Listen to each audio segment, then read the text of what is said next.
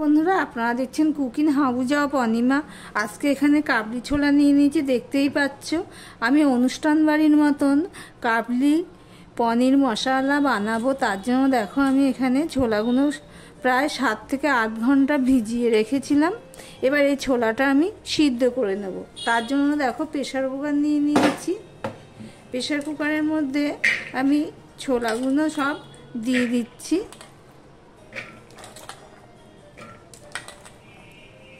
একদম পারফেক্ট অনুষ্ঠান বাড়ির মতনই হবে আমি যেইভাবে করব। তোমরা স্কিপ করো না, স্কিপ করলে বুঝতে পারবে না আমি কিভাবে করছি।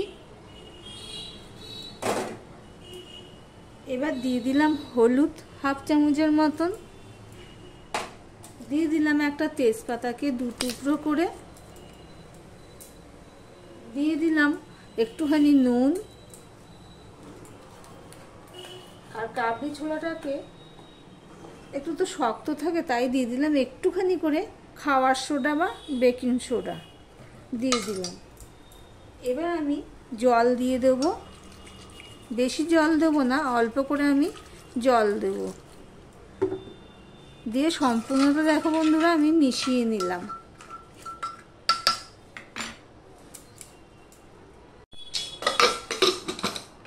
এবার গ্যাসের উনানে বসিয়ে দিলাম, দিয়ে ঢাকা দিয়ে দিলাম। এবার আমি মোটামুটি 3টে সিটি দেব। যেহেতু খাওয়ার সোডা দিয়েছি আর এদিকে ছোলাটাও অনেকক্ষণ ভেজানো সেই জন্য। আর এদিকে দেখো তোমাদেরকে দেখাচ্ছি আমি এখানে আলু কেটে নিয়েছি ছোট ছোট করে অল্প, আর নিয়ে নিয়েছি পনির কেটে। পনিরগুলো ঠিক এইভাবে কেটে নিয়েছি। আর এর জন্য যা যা লাগবে সেগুলো আমি পরে দেখাচ্ছি, দেখতে থাকো। এদিকে দেখো প্রেসার কুকারটা 3টে সিটি দিয়ে নামিয়ে রেখেছি, দিয়ে কড়াই বসিয়ে দিয়েছি। কড়াইটা গরম হয়ে গেছে। এবার আমি দিয়ে দিচ্ছি তেল।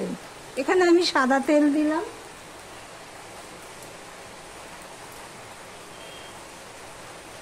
দিয়ে দিলাম অল্প একটুখানি নুন। এবারে যে পনিরের টুকরোগুলো সেগুলো আমি ভেজে নেব।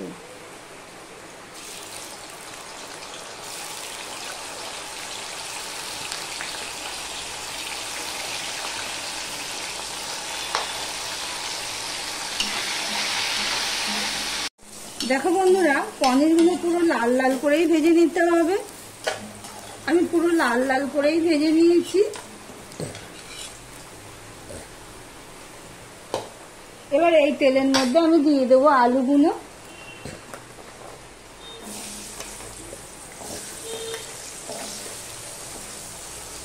আমি একটুখানি নুন দিয়ে দিচ্ছি,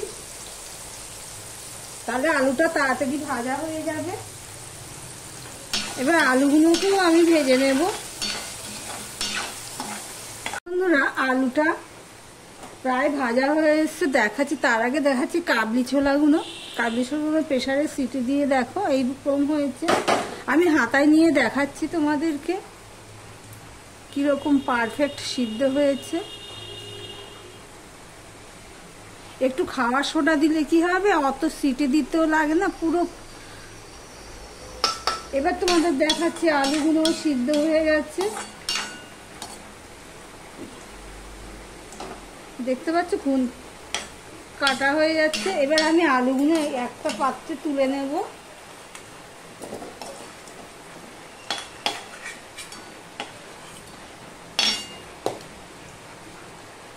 আমি এখানে একটা শুকনো লঙ্কা ফোড়ন দিয়ে দিলাম, ওই একই তেলে দিয়ে দিলাম একটা তেজপাতা, আর দিয়ে দিলাম জিরে।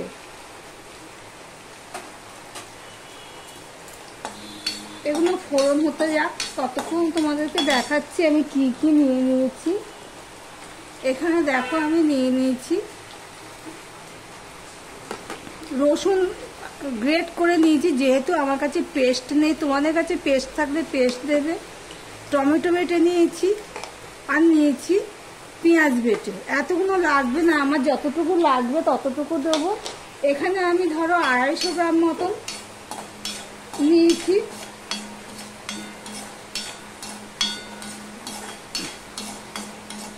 কাবলি ছোলা দেখো ফোড়নটা হয়ে গেছে। এবার এই অবস্থায় আমি এই রসুনটা সম্পূর্ণটাই আমি দিয়ে দেব।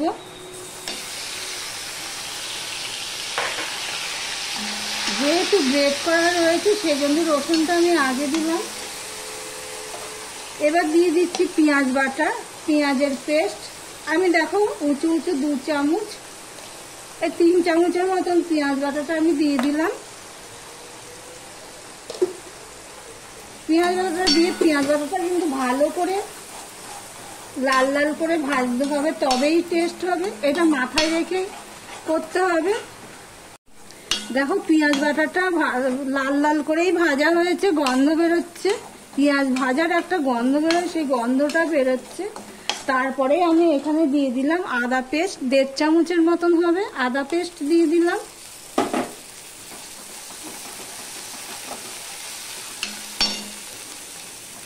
আর টমেটো বাটাও দিয়ে দিচ্ছি আমি প্রায় 4 চামচের মতো।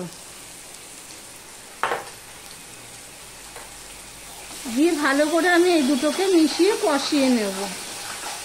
ভালো করেই কষালে কিন্তু যে কোনো রান্নার স্বাদ দারুণ হয়। এটা যারা রান্না করো তারা নিশ্চয়ই জানে। দেখো ভালো করে কষানো হয়ে গেছে। টমেটোটা তো পেস্ট টমেটো দেখবে ভালো করে কষাতে হয়, নাহলে পাংচে লাগে। পেঁয়াজ বলো রসুন বলো এগুলো তেলের মধ্যে ভালো করে না ভেজে নিলে পাংচে লাগে।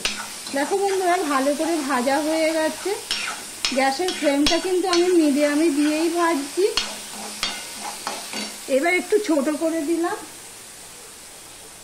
দিয়ে এখানে দেখো আমি কিছু মশলা নিয়ে নিয়েছি। নুন নিয়ে নিয়েছি অল্প, 1 চামচের বেশি আমি ধনের গুঁড়ো, 1 চামচের বেশি জিরের গুঁড়ো, 1 চামচ লঙ্কার গুঁড়ো আর 1 চামচ হলুদের গুঁড়ো, সেগুলো আমি দিয়ে দিলাম। এবার মশলাটা কষানোর জন্য ওই মিক্সি দিয়ে জল দিয়ে দিলাম। এবার কিন্তু মশলাটাকে ভালো করে কষাতে হবে। গ্যাসের ফ্লেমটা আবার একটু বড় করে দিলাম, ওগুলো মশলাগুলো দিচ্ছিলাম বলে ছোট করে দিয়েছি। দেখো বন্ধুরা মশলাটা কিছুটা কষানো হয়ে গেছে। এই অবস্থায় আমি দিয়ে দিচ্ছি গরম মশলা গুঁড়ো। গরম মশলা তোমরা ফোড়নে দিতে পারো, কিন্তু ফোড়নে না দিয়ে যদি এইভাবে মশলার সাথে কষানো যায় তাও ভালোই লাগে। এবার দিয়ে দিচ্ছি ভেজে রাখা আলুগুলো। পনিরটা কিন্তু আমি এখন দেব না, আলুগুলো দিয়েও আমি একটুখানি কষিয়ে নেব। আলুগুলো নিয়ে কিছুটা কষিয়ে নিয়েছি। আর এখানে দেখো টক দই নিয়ে নিয়েছি। এই টক দইটা আমি একটুখানি ফ্যাটিয়ে নিয়েছি। এবার গ্যাসের ফ্লেমটা একদম ছোট করে দেব। ছোট করে দিয়ে আমি টক দইটা দিয়ে দিলাম। এবার টক দইটা যেহেতু দিলাম তার ব্যালেন্সটা ঠিক রাখার জন্য আমি 1 চামচ উঁচু উঁচু চিনি দিয়ে দিলাম।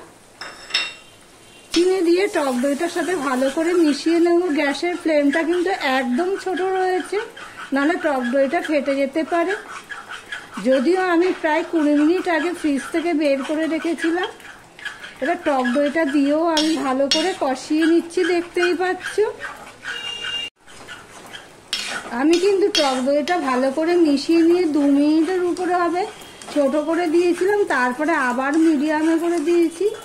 দিয়ে দেখো এইভাবে সমানে নাড়তে হবে, না হলে যেহেতু সব পেস্ট করা জিনিস দেওয়া গেছে চারিদিকে ছিটবে, সেই জন্য। দেখো মশলাটা প্রায় কষানো হয়ে গেছে, দেখতেই পাচ্ছ তেল ছাড়তে শুরু করেছে। এই অবস্থায় যে আমি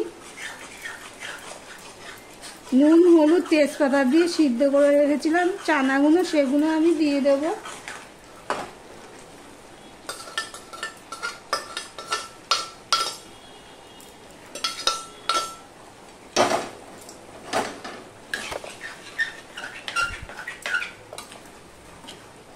দেখো বন্ধুরা চানাগুলো দিয়ে সম্পূর্ণটা আমি মিশিয়ে নিলাম।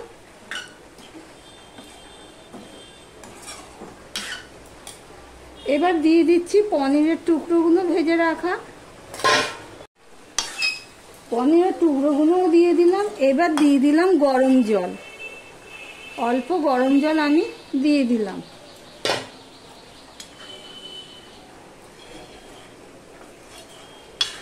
এবার সম্পূর্ণটা ভালো করে মিশিয়ে নিলাম।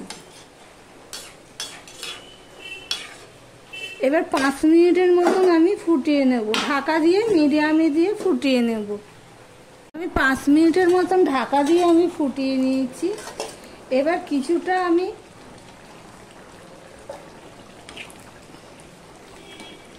ছোলা নিয়ে নিলাম, ছোলা আর আলু নিয়ে নিলাম। এবার আমি এটা হাতা দিয়ে দিয়ে পুরো এইভাবে পেস্ট করে নিচ্ছি।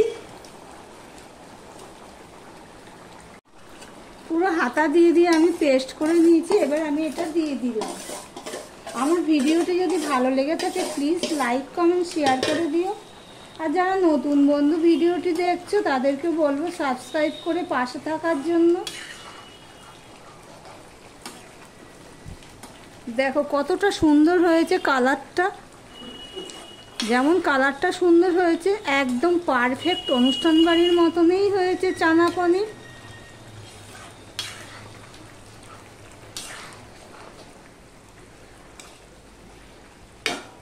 দেখো বন্ধুরা আমি গ্যাসটা অফ করে দিলাম।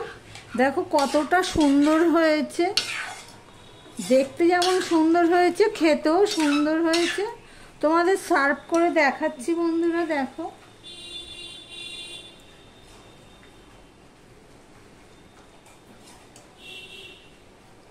দেখতেই পাচ্ছ। তাহলে আমার রেসিপিটি তোমাদের কাছে কেমন লাগলো কমেন্ট করে জানিও। তাহলে ভিডিওটি আজকের মতন এখানেই শেষ করলাম। আবার অন্য কোনো সুন্দর সুন্দর রেসিপি নিয়ে চলে আসবো, সঙ্গে থেকো বন্ধুরা।